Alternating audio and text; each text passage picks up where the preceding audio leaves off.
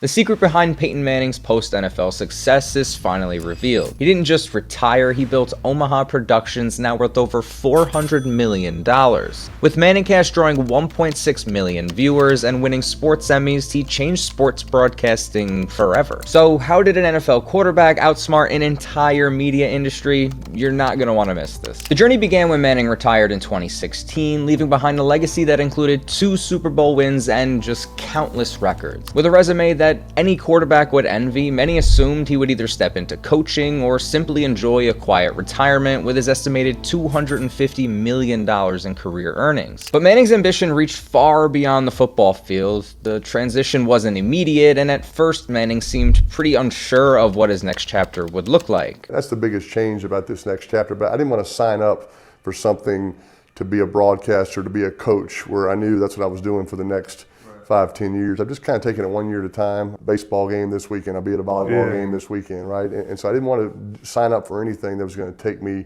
away from that. Coaching offers poured in, as did opportunities to join front office teams, yet Manning declined them all. It was clear that he had a different vision, but nobody quite knew what that vision was. Then, in 2020, that vision began to take shape. A significant meeting with agent Josh Pyatt and sports media executive Jamie Horowitz would prove to be the turning point for Omaha Productions. Honoring Manning's famous pre-snap audible call, the plan had been named Omaha, which also signified the essence of making prompt wise decisions, much like Manning had done on the field. Here's how he explained the word Omaha to the media. I've had a lot of people ask what Omaha means. Omaha!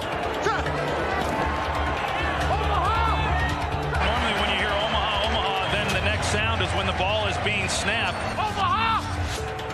He used it at the hard count. When he says Omaha, he ain't snapping the ball. Omaha, Omaha, oh my gosh. It's a run play, but it could be a pass play or a play action pass, depending on a couple things. The wind, which way we're going, quarter, and the jerseys that we're wearing. So it varies, really play to play. Omaha! Omaha! Omaha! Omaha! Omaha! So there's your answer to that one. The task was quite clear: to develop uplifting and unifying content, something that sports lovers would appreciate beyond highlights and statistics of the games. And this was not a waste of time. Rather, this was Manning's resolve against the tiresome and predictable television sports that just had encumbered the scenes for years. Staying busy. I like staying stimulated. I like my kids seeing me busy, seeing me working, right? That's important to me.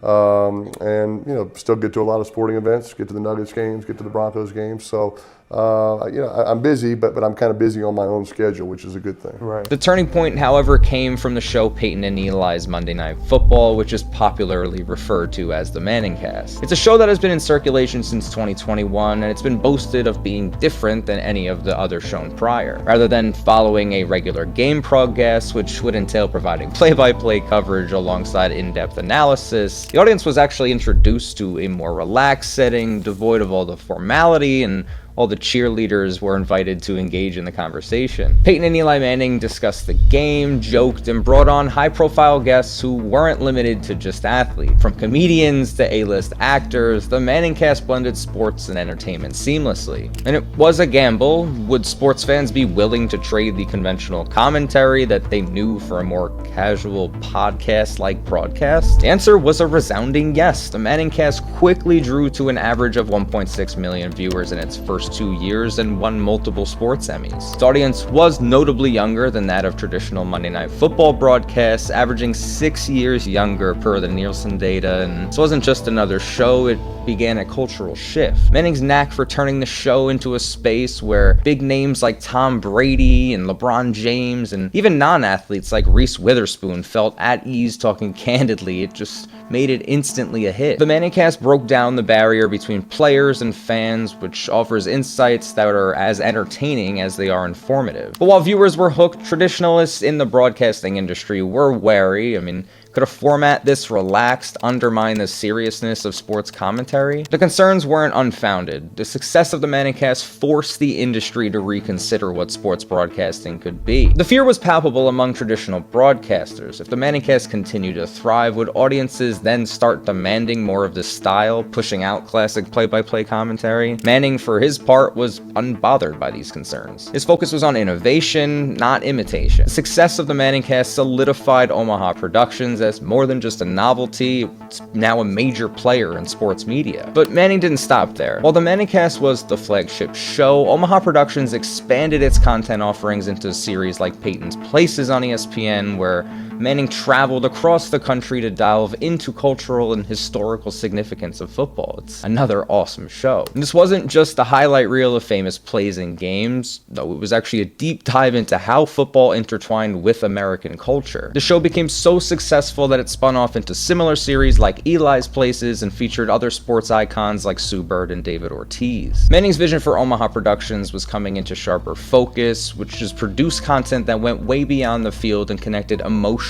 with the viewers. Part of what made Manning's approach unique was how he seamlessly blended entertainment with sports analysis. The industry was used to seeing these as separate categories, but Manning knew that they could coexist. With shows that featured everything from deep football history to lighter, more humorous moments, he demonstrated that sports media didn't need to take itself so seriously to be too impactful. This wasn't just innovation, it was actually a disruption, and traditional networks were left scrambling to catch up. The expansion of Omaha Productions didn't end with TV shows. The company quickly moved into the other content forms, including podcasts. Manning tapped into the booming podcast market, creating partnerships that brought high-profile figures like Mina Kimes and Cam Hayward into the fold. The diversification made Omaha Productions a multimedia powerhouse. By 2024, the company was valued at over $400 million, drawing investments from big names like Peter Sherman's North Reed Co., and its financial milestone that few would have predicted when Manning first entered the media space. With success came criticism, as it often does though, and the rapid rise of Omaha Productions led to fears that smaller media voices would be overshadowed. Traditionalists worry that Manning's influence could set a precedent where only high-profile athletes could lead successful media ventures, sidelining more diverse and lesser-known perspectives. The concern was legitimate. The sports media landscape was changing, and Manning was at the forefront. His deal with ESPN, a 9-year agreement running until 2034, included not just the Manningcast, but also other Omaha content that promised even more growth. For some, this was an exciting evolution. For others, it raised the question, was Manning's dominance a threat to the balance of the sports media world? Regardless of the concerns, Manning's moves inspired other athletes to follow suit, in case you haven't noticed. The once clear path of retiring into coaching or commentary was now being expanded into production and content creation. Figures like LeBron James and Tom Brady took note, launching their own media ventures. The shift was undeniable. Athletes were realizing that they had the power to shape their own stories and bring them to audiences in new ways. This trend shook traditional media companies, which were suddenly faced with a new kind of competition, one that had deep pockets, established fan bases, and the ability to bypass old media structures just entirely. So as Manning's empire continued to grow, it was clear that he hadn't just found post-retirement success, he'd set a new standard for what was possible. He proved that athletes could be more than just commentators, they could be leaders, producers, and innovators. Omaha Productions was now more than a business, it was a blueprint for future athlete-led ventures. It showcased how athletes could leverage their unique insights and fame to create content that resonated on a massive scale. This model wasn't without its critics, who argued that the power shift could homogenize content and prioritize celebrity-led projects over independent journalism. The real question became,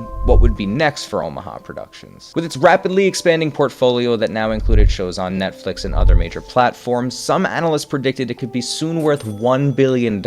Manning's long-term deal with ESPN secured its place in sports media for the foreseeable future, and partnerships with stars across various sports hinted at even broader ambitions. Could this be the start of a media empire that outlasts Manning's playing career in both success and cultural impact? In an era where media consumption is rapidly evolving, Peyton Manning managed to adapt and excel in a way that few could. His contributions go beyond boosting ratings or winning awards. They've fundamentally altered the relationship between athletes and media. His story is not just one of personal success, but a roadmap for future generations who will look to redefine their careers long after their last game. Peyton Manning didn't just retire from football. He reinvented the way athletes engage with their fans and the broader media landscape. Whether future athlete entrepreneurs choose to follow his path or carve out new ones, one thing is clear. Manning set the bar, and it's higher than ever. If you enjoyed this look into how Peyton Manning revolutionized sports media, don't forget to like this video, subscribe to our channel, and hit that notification bell for more stories that change the game.